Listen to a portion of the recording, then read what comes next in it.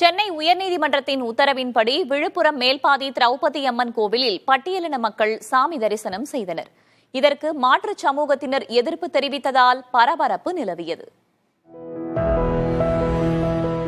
சுமார் 2 ஆண்டுகளுக்கு முன்பு சாதிய ரீதியிலான மோதலால் மூடப்பட்ட மேல்பாதி கிராமத்தில் உள்ள தர்மராஜா திரௌபதி அம்மன் கோயில் மீண்டும் திறக்கப்பட்டது. விருப்பமுள்ள நபர்கள் சாமி கும்பிடுவதற்காக வரலாம். 2023ஆம் ஆண்டு திரௌபதி அம்மன் கோவிலில் பட்டியல் இன மக்கள் சாமி தரிசனம் செய்ய வந்தபோது அவர்களை மாற்றுச் சமூகத்தைச் சேர்ந்தவர் அடித்து விரட்டியதால் பெரும் சர்ச்சை ஏற்பட்டது. சமாதான முயற்சிகள் தோல்வியில் முடிய பாதிக்கப்பட்ட பட்டியலின மக்கள் சென்னை உயர்நீதிமன்றத்தை நாடினர். விசாரணையின் முடிவில் திரௌபதி அம்மன் கோவிலில் பட்டியல் இன மக்கள் சாமி தரிசனம் செய்ய உயர்நீதிமன்றம் அனுமதி அளித்ததுடன் எதிர்ப்பு தெரிவிப்பவர்கள் மீது சட்டப்படி நடவடிக்கை எடுக்கப்படும் என்றும் எச்சரித்தது.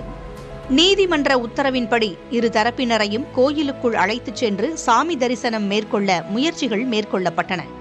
பலத்த காவல்துறை பாதுகாப்பிற்குள் கோவில் வளாகம் கொண்டுவரப்பட்டு எதிர்ப்பு தெரிவித்த சமூகத்தைச் சேர்ந்தவர்கள் முதலில் கோயிலில் சாமி தரிசனம் மேற்கொண்டனர். இதனைத் தொடர்ந்து பாதிக்கப்பட்ட பட்டியலின மக்கள் கோயிலுக்குள் சென்று சாமியை மனதார வழிபட்டனர்.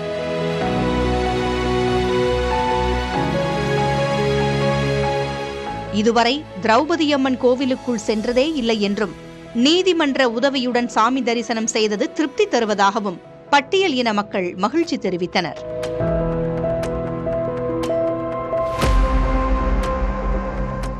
இதற்கிடையில் பட்டியல் இன மக்கள் கோயிலில் சாமி தரிசனம் செய்துவிட்டு வெளியே வரும்போது மாற்றுச் சமூகத்தைச் சேர்ந்த சிலர் எதிர்ப்பு தெரிவித்து கூச்சலிட்டதால் பரபரப்பு நிலவியது.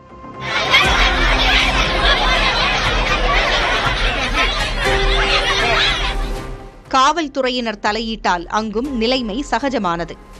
எனினும் பாதுகாப்பு கருதி காவல்துறையினர் மேல்பாதி கிராமத்தில் முகாமிட்டுள்ளனர்.